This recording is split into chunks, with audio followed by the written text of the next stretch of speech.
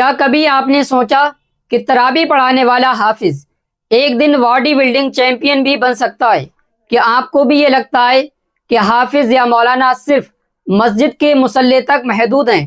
तो आज आपकी ये सोच बदलने वाली है, क्योंकि आज हम आपको दिखाएंगे एक ऐसे नौजवान आलिम दीन को जिसने न सिर्फ कुरान हिफ्ज किया बल्कि स्टेज लेवल पर गोल्ड मेडल जीत कर तारीख रकम कर दी। अस्सलामु अलैकुम वरहमतुल्लाहि ताला वबरकातुहू। मेरे प्यारे नाजरीन, आज की ये वीडियो एक ऐसे नौजवान हाफिज साहब के बारे में जिन्होंने लोगों को मुंह बंद कर दिए। वो लोग जो कहते थे कि मुल्ला की दौड़ मस्जिद तक। ये अब्दुर्रहमान साहब है जी। कहाँ पढ़ाते थे आप? मैं पढ़ाता था, अब से पहले मेरठ रहा हूँ जी मैं 2 साल मस्जिद में। वहाँ रहते रहते मुझे पहले से बचपन से शौक़ है, मैं पहले से ही करता था इस काम को, और वहाँ रहते रहते भी मैं करता था। वहाँ मैंने थोड़े दिन काम किया है, फिर उसके बाद मैं गाँव में आ गया। मस्जिदों में और मदरसों में थोड़ा मेरा मन नहीं लगता था। मन क्यों नहीं लगता था? बस मेरा मन इसलिए नहीं लगता था कि घर पे ज़्यादा जी लगता था जी, घर माँ बाप से ज़्यादा मोहब्बत है, तो इसलिए बाहर मैं रहा नहीं, गांव में पढ़ा हूँ। फिर उसके बाद बाहर गया, फिर मैं वहाँ से आ गया, फिर मैं गांव में आया। छोटी सी मैंने एक दुकान कर ली, फिर गांव में आके यहाँ फिर यहीं रहते रहते एक पास में पड़ता है पिठलोकर, वहाँ मैंने जाना शुरू कर दिया। फिर उसके बाद 4 महीने मैंने बीच में गैप भी लिया है, रमज़ान आ गए थे, उसकी तैयारी की है।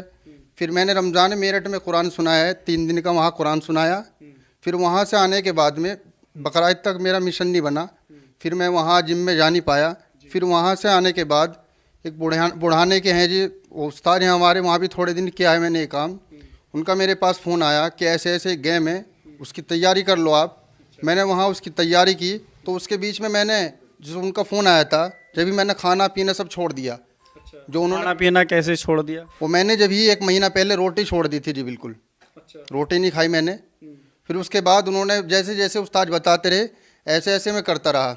उसके बीच में मैं एक टाइम बुढ़ाना जाता था, एक टाइम पिटलॉक कर जाता था। ये मान लो कि 1 महीना मुझे सही से सोना भी नहीं मिला, बस वर्कआउट करना। जी वर्कआउट करना था। बस 24 घंटे ये धुन रहती थी कि अपने गांव का, अपने ज़िले का और इसका, अपने इलाके का नाम रोशन करना है।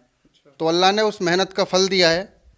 तो वहाँ ये बहुत बड़ा गेम हुआ था, वहाँ कई इलाके से, बहुत ज़िलों से आए थे जो वहाँ खेलने के लिए। कहाँ कहाँ से आ रहे थे वहाँ?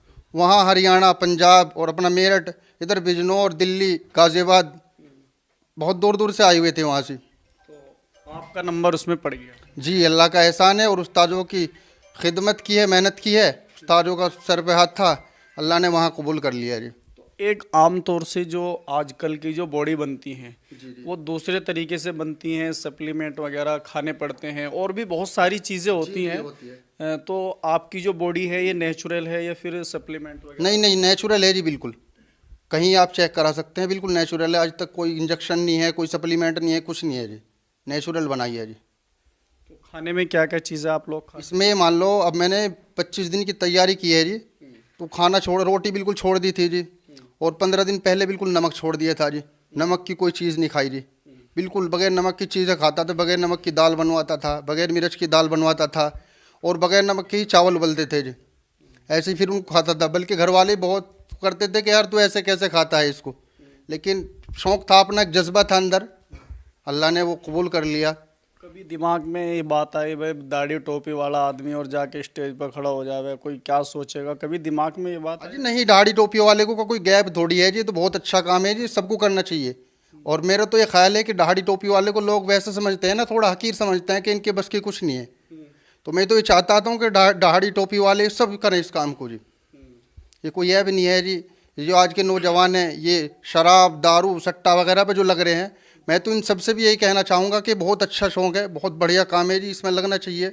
और जो आम पार्टी है, जो आम जनता है, उनको भी अपने बच्चों को इसी लाइन में लगाना चाहिए। इससे थोड़ी फिटनेस भी रहती है, एक दूसरे पर रोब सा पड़ता है कि हाँ इसके बंदे के अंदर कुछ है। तो अंदर तो कुर्ते में ढक जाओ, दिखे थोड़ी बात। जी असल कुर्ता तो उतर जाता है जी। जी जी।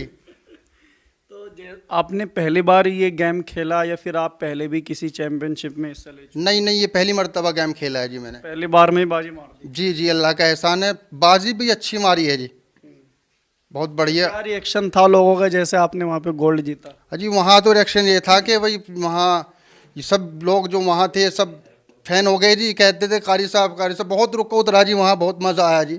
और गांव में से भी हमारे 5-6 गाड़ी गई हुई थी जी।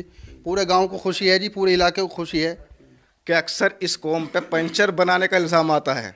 वो पंचर बनाने का जो इल्ज़ाम है, आज हमारे भाई कारी अब्दुल रहमान साहब ने दूर किया। जी हाँ, हमारे मुआशरे में ये एक आम तासिर है कि उलमा, हुफ्फाज और इमाम हजरात सिर्फ मस्जिद या मदरसे तक महदूद हैं।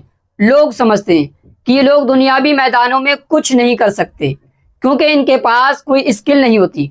मगर आज एक हाफिज साहब ने बॉडी बिल्डिंग के स्टेज पर खड़े होकर गोल्ड मेडल जीतकर सबको हैरान कर दिया।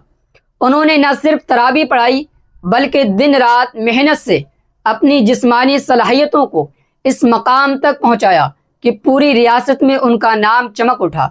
ये है असल में इल्म व अमल का इम्तिजाज। अब सवाल ये होता है कि क्या शरीयत में ऐसा करना जायज़ है? तो आइए सुनते हैं हदीस पाक की रोशनी में अल्लाह के रसूल सल्लल्लाहु ताला अलैहि वसल्लम ने इरशाद फरमाया, ताकतवर मोमिन कमज़ोर मोमिन से अल्लाह ताला को ज़्यादा महबूब है। सही मुस्लिम शरीफ की ये हदीस है। इस हदीस का मतलब ये है कि अगर कोई मोमिन सेहतमंद है तो वो इबादत, रोज़ा, जिहाद, दिफा और दीगर फ़राइज़ को बेहतर अंदाज में अंजाम दे सकता है। तो बॉडी बिल्डिंग या फिटनेस एक मुस्बत चीज़ है, बस शर्त यह कि नीयत दुरुस्त हो और हुदूद शरीयत में हो। हमारे उलमा को भी चाहिए कि सिर्फ मस्जिद की महदूद तनख्वाह पर इन्हिसार ना करें बल्कि अपनी दूसरी सलाहियतों से भी कौम और मुआशरे में मुस्बत किरदार अदा करें।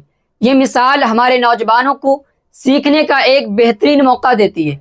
तो याद रखिए, दाढ़ी और डंपल साथ चल सकते हैं, हुफ्फाज और हेल्थ साथ साथ हो सकते हैं, इल्म दीन और दुनियावी स्किल्स एक साथ चल सकते हैं। अगर आपको ये वीडियो पसंद आई है तो इस वीडियो को लाइक करके शेयर ज़रूर करें और कमेंट बॉक्स में अपनी राय का इजहार ज़रूर दें। क्या आप भी चाहते हैं कि हमारे उलमा, हुफ्फाज और इमाम हजरात नई नई राहें इख्तियार करें? अल्लाह हमें इल्म अमल और इखलास की दौलत अता फरमाए। आमीन। अस्सलामु अलैकुम व रहमतुल्लाहि ताला व बरकातुहू।